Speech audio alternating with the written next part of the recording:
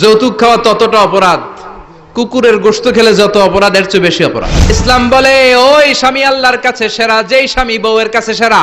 2 মেয়ে মানে বাবার 2 জান্নাত, 3 মেয়ে মানে 3 জান্নাত। সুবহানাল্লাহ। সিএনজিতে বসছেন, এদিকে বসছে খালাম্মায়, হায় হায় পুরা সিএনজি আমোদ করে ফেলাইছে। 4টা কাজ যে নারী দুনিয়ার বুকে করবে, ওই নারীর জন্য জান্নাতের 8টা দরজা খুলে দিবে কে?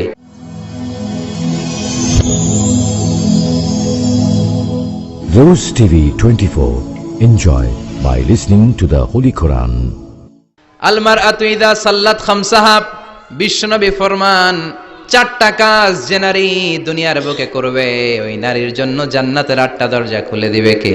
আল্লাহ। 1 নম্বর আল মারআতু ইযা সাল্লাত খামসাহা, 5 ওয়াক্ত নামাজ যে মেয়েরা পড়বে, সামাত শাহরাহা যারা রমজানের রোজা রাখবে, আতাআত বালাহা স্বামীর আনুগত্য করবে, হাফিজাত ফুরুজাহা লজ্জাস্থানের হেফাজত করবে। এই 4টা কাজ যে নারীরা করবে, 8টা জান্নাতের দরজা তাদের জন্য খুলে দিবে কে? আল্লাহ। সহজ হয়ে গেল না? মাত্র 4টা। কয়টা? 4টা। আরো জোরে বলেন কয়টা? 4টা। মাত্র 4টা কাজ। আর কিছু কাজ করতে বিশ্বনবী নিষেধ করেছেন। জামার উপর দিয়ে পারফিউম মেখে যেতে নিষেধ করেছেন মুহাম্মদ সাল্লাল্লাহু আলাইহি ওয়াসাল্লাম। আইয়ুমা ইমরাআতিন ইস্তা'তারাত, যেই মহিলারা পারফিউম মেখে বের হলো পুরুষদের দৃষ্টি আকর্ষণের জন্য, কিয়ামতের দিন জিনাকারিনীদের কাতারে ওদেরকে দাঁড় করাবে কে? আল্লাহ। অনেক মহিলারা আছে ঝাঁঝালো পারফিউম দেয়, আছে না? আছে। টেম্পুর মধ্যে বসাই যায় না, না? সিএনজিতে বসছেন, এদিকে বসছে খালাম্মায়, হায় হায় পুরা সিএনজি আমোদ করে ফেলাইছে। এত ঘ্রাণ, ঝাঁঝালো গন্ধ, ঝানিয়া নিষেধ করেছেন। পরচুলা লাগাতে নিষেধ করেছেন। পরচুলা চিনেন? আলগা চুল, এই আলগা চুল লাগানো নিষেধ। পুরুষদের জন্য নিষেধ, নারীদের জন্য নিষেধ। অনেক ছেলেদের টাক মাথা আলগা চুল লাগায়, আছে না নাই? শাহরুখ খান সাজতে চায়, হিরো আলম সাজতে চায়। হিরো আলমের মাথাতে চুল আছে অনেক, না?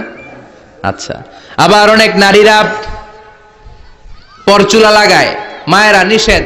ব্রু প্লাক নিষেধ করেছেন মুহাম্মদ সাল্লাল্লাহু। আবার ইসলাম একটা ড্রেস কোড দিয়েছে। 4টা নিয়ম মেনে যদি নারীরা ড্রেস পরে, যে কোনো ড্রেস পরতে পারবে, কবুল করে নিবে কে? মায়েরা খেয়াল করে শুনেন, আপনাদের ড্রেস কেমন হবে? নাম্বার 1, আপনার পুরো দেহটা ঢাকা থাকতে হবে। যে ড্রেস পরবেন, you should cover your whole body. শুধু হাতের এই 2 কবজি আর চেহারা খোলা রাখতে পারবেন, তবে চেহারা ঢেকে রাখা উত্তম। একজন মহিলা বোরকা পরছে কিন্তু চেহারা খোলা, তার হেজাব হয় নাই, পর্দা হয় নাই, এটা বলা যাবে? কিন্তু উত্তম হচ্ছে চেহারা ঢেকে রাখা, কারণ চেহারা সৌন্দর্যের রাজধানী। Face is the capital of beauty, ঠিক কিনা? চেহারা দেখলাম তো সব বোঝা গেল, ঠিক কিনা? কেমন মাধুর্যতা আছে, দেখতে কেমন সুন্দরী কিনা সব বোঝা যায়। এজন্য চেহারাটাও ঢেকে রাখবেন, চোখটা খোলা রাখবেন। বিশ্বনবীর স্ত্রী উম্মে সালামা বলে, দেখার জন্য আমার 2 চোখের দরকার নাই, লাগবে 1 চোখ। উনি আরেক চোখের মধ্যে আরেক কাপড় দিয়ে রাখতেন, এমনি তাকাইতেন। সাহাবারা বলতেন, উনারে দেখলে আমরা দিতাম দৌড়, ভয় লাগতো। চোখ একটা দেখা যায় আর একটা খোলা, উনারে দেখে আমরা এদিক সেদিক পালিয়ে যেতাম। আবার অনেক মহিলারা পা ঢাকে না, পা কিন্তু পর্দার অন্তর্ভুক্ত। সব সময় মেয়েরা পা মোজা পরে বেরোতে হবে, পা দেখানো যাবে না। হাদিসে এসেছে শুধু হাত এতটুকু, পা কিন্তু পর্দার অন্তর্ভুক্ত। উম্মে সালামা বললেন, ইয়া রাসূলুল্লাহ, আমরা তো হাঁটতে গেলে অনেক সময় পা দেখা যায়। বিষ্ণু বললেন, তাই? তাহলে 1 বিঘত নিচ দিয়ে কাপড় বাড়াও। উম্মে সালামা বললেন, জোরে হাঁটলে তো তারপরও দেখা যাবে। বিষ্ণু বললেন, 1 হাত বাড়াও, ধুলাবালি সহ টানবা, তারপরও পায়ের 1 ইঞ্চি দেখানো যাবে। তাহলে ড্রেস কোডের প্রথম নিয়ম হচ্ছে পুরো দেহ ঢাকবেন।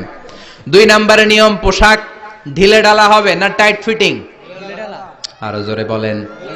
আছি আমরা কোন জামানায়, লাজ শরম গেছে হারায়, পাতলা শাড়ির বাহার, পাখি ড্রেস লেহেঙ্গা, পোশাক দেখে নারীর লাজে মরে যাই, হায় হায়।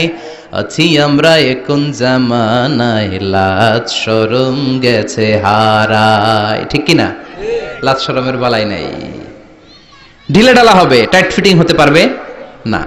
মোটা কাপড়ের হবে। এই যে আমার জুব্বা দেখছেন, আমি মহিলাকে পোশাক পরে ফেলেছি কিন্তু হেরা পরে না, এরকম মোটা হবে। মোটা কাপড়, কিচ্ছু দেখা যায় না, বাইনোকুলার দিয়েও দেখা যাবে না। আবার ঢিলে ঢালা আছে না নাই?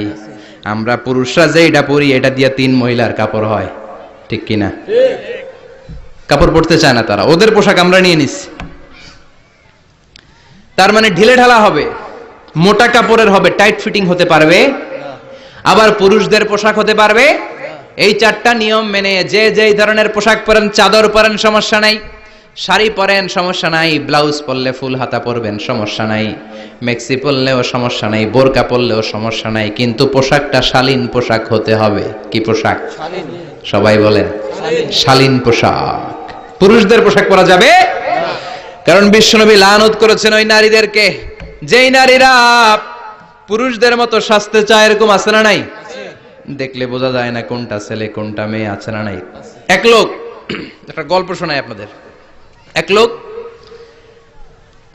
এক বাগানে গিয়েছে, যে দেখে বাগানে কিছু ছেলে মেয়ে খেলাধুলা করে, কিন্তু ছেলে মেয়েদের পোশাক দেখে বোঝার উপায় নাই কোনটা ছেলে কোনটা মেয়ে। শুনতেছেন? পোশাকের এমন দশা, কোনটা ছেলে কোনটা মেয়ে বুঝাই যায় না। আফসোস করে বলল, হায় রে, কেমন এদের মা বাবা, কেমন এদের আক্কেল, কি পোশাক তাদের পরিয়েছে, কোনটা ছেলে কোনটা মেয়ে বোঝাই যায় না। পাশে এক ভদ্রলোক বসা ছিল, রেগে মেগে আগুন, এই মিয়া সাবধানে কথা বলেন, জানেন এগুলো আমার সন্তান, আমার সন্তান এগুলো। লোক তো ভয় পেয়ে গেছে, তাই নাকি? ও তাহলে আপনি এদের বাবা?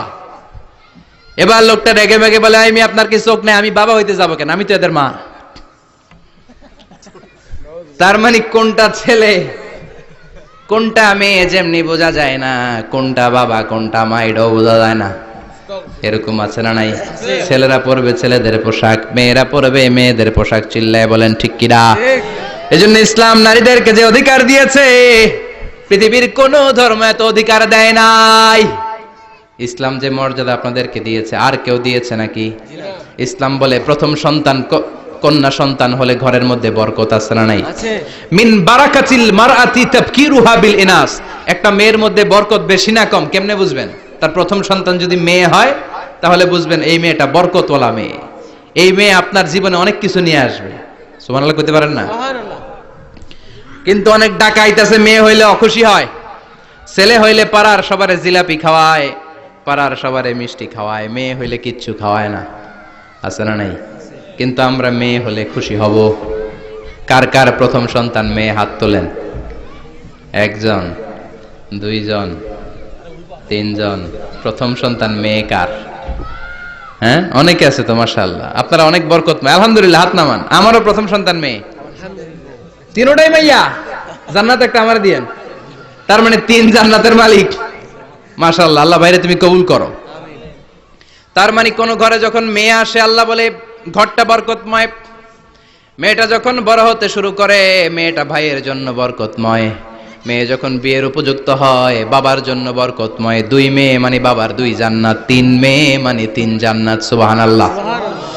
আবার যখন স্বামীর কাছে যায়, ইসলাম বলে ওই স্বামী আল্লাহর কাছে সেরা, যেই স্বামী বউয়ের কাছে সেরা।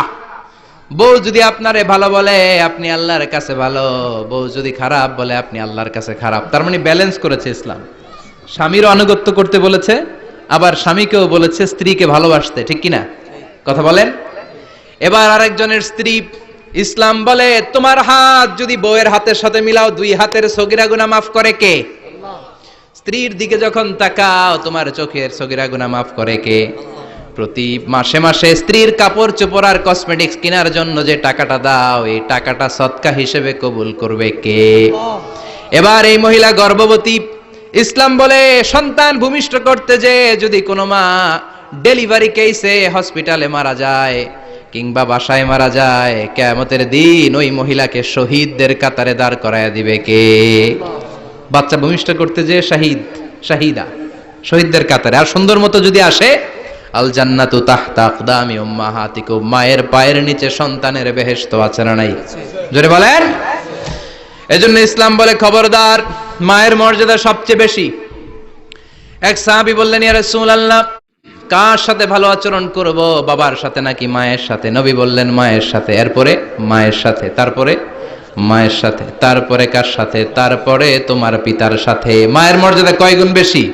ওগো মা তুমি এই ধরনের শ্রেষ্ঠ নেয়ামত, তোমারই পদ তলে রয়েছে জান্নাত। ওগো মা তুমি এই ধরনের শ্রেষ্ঠ নেয়ামত, তোমারই পদ তলে রয়েছে জান্নাত। সুবহানাল্লাহ। আমি বলি আমাদের পায়ের নিচে থাকে মৌজা, জুতা আর বালু, আর মহিলাদের পায়ের নিচে জান্নাত। এই পৃথিবীটারে 1000 বার বিক্রি করলে জান্নাতের একটা চেয়ারের দাম হবে না।